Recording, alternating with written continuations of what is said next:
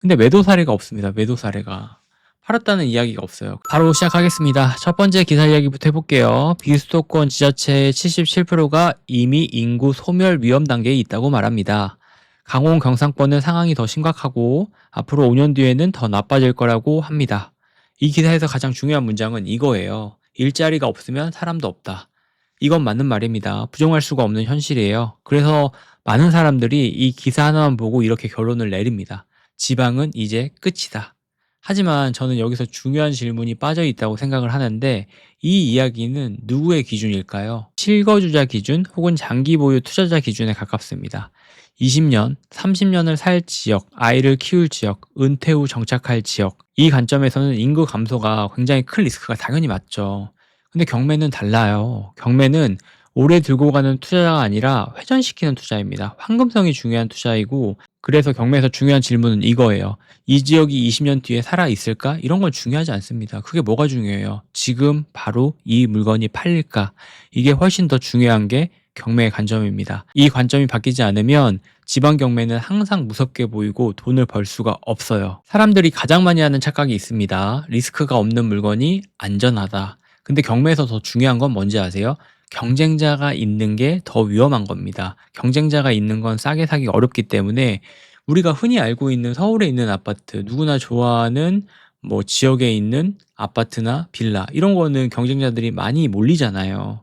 경쟁이 몰린다라고 하면 가격에 대한 통제권이 사라집니다. 가격을 통제하지 못하면 그때부터 경매에 대한 리스크가 생기기 시작을 하는 거예요. 그래서 경매에서 첫 번째로 항상 저는 중요하다고 얘기하는 건 경쟁자가 없는 물건을 찾아야 됩니다. 자, 바로 두 번째 기사로 한번 넘어가 볼게요. 자, 지역 쪽으로 한번 볼 건데 청주 이야기입니다. 청주는 지방 평균보다 2030 인구 비율이 굉장히 높은 곳이에요. 최근에 10년간 인구도 늘고 세대수도 늘고 있습니다. 이유는 단순해요. 일자리인데요. SK하이닉스, LG화학 같은 대기업 일자리가 있고 산업단지들이 많죠. 실제로 돈 벌 수 있는 구조가 있습니다. 그래서 신축만 오르는 게 아니라 구축 거래도 되고 있어요. 여기서 중요한 포인트는 지방이냐 수도권이냐가 아니라 실제로 사람이 움직이고 거래가 되느냐, 이게 굉장히 중요합니다.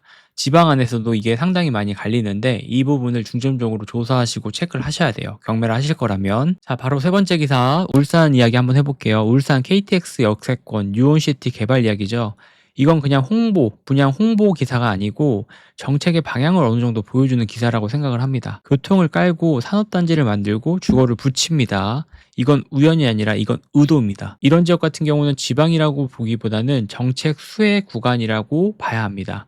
경매에서는 이런 흐름을 읽는 게 굉장히 중요합니다. 그래서 간단하게 한번 정리해 볼게요. 경매에서 가장 중요한 순서는 이겁니다. 일단은 경쟁자가 없어야 돼요.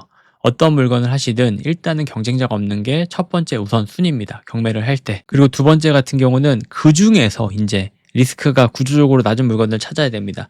경쟁자가 없는 물건을 해야 된다라는 이야기만 듣고 권리 분석 우리 많이 하잖아요. 권리 분석 막 문제 있는 것들, 특수 물건들, 유치권, 법정지상권 이런 것들 하시려고 하시는 분들 있어요. 경쟁자가 없다는 이유만으로.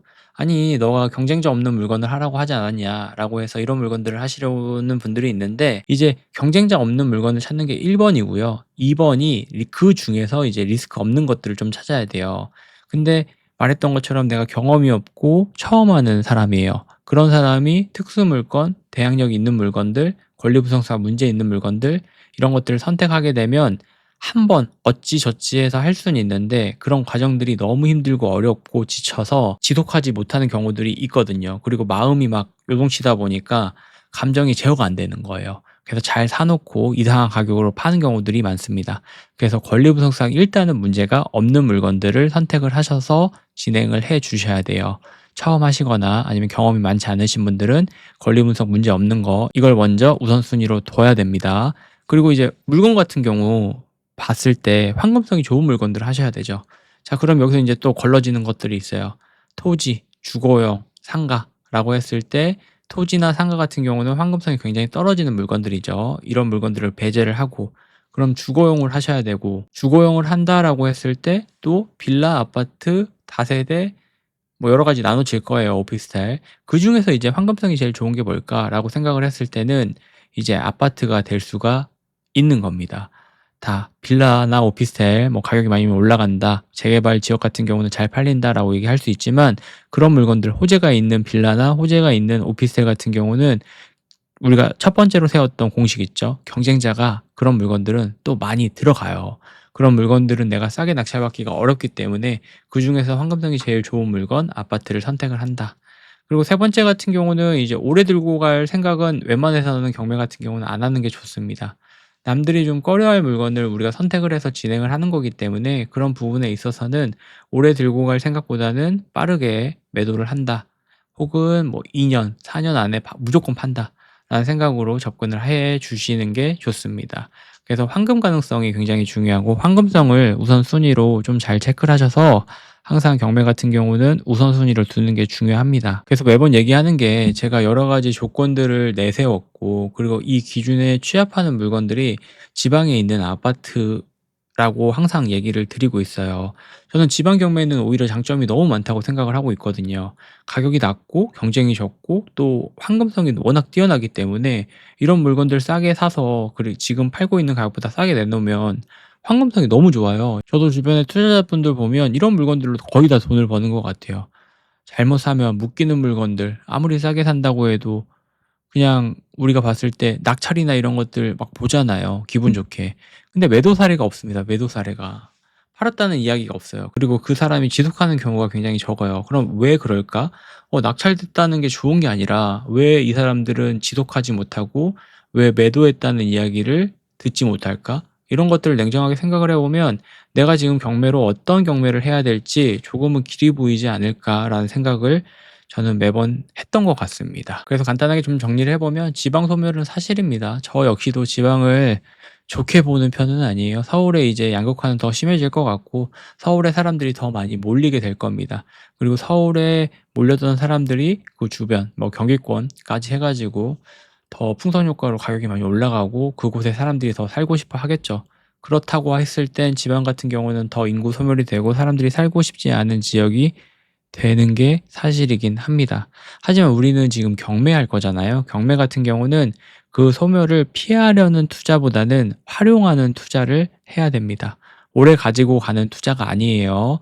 빠르게 단기 매도를 해서 이 시드를 불리고 가지고 있는 시드를 통해서 서울에 있는 경기에 있는 아파트를 내가 보유할 수 있는 사람이 될 수 있게 만들어주는 도구로 사용을 하는 게 저는 경매의 가장 큰 메리트, 장점이라고 생각을 합니다.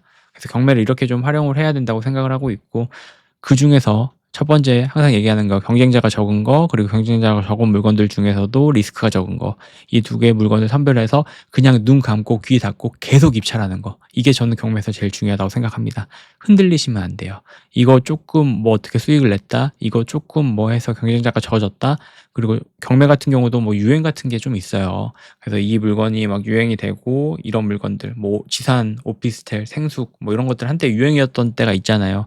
그런 것들 보지 마시고 눈 감고 귀 닫고 내가 빠르게 시세 차익을 만든다. 환금성이 좋은 물건들로 오래 가져가지 않고 계속 시도를 해보고 그 시도 안에서 경험과 수익을 쌓아가는 거를 저는 좋다고 생각을 합니다.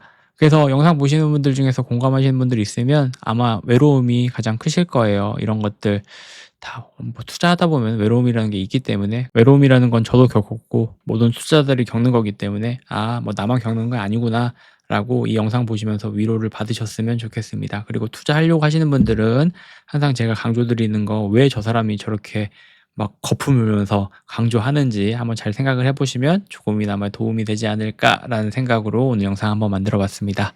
오늘은 여기까지 하겠습니다. 감사합니다. 들어가세요.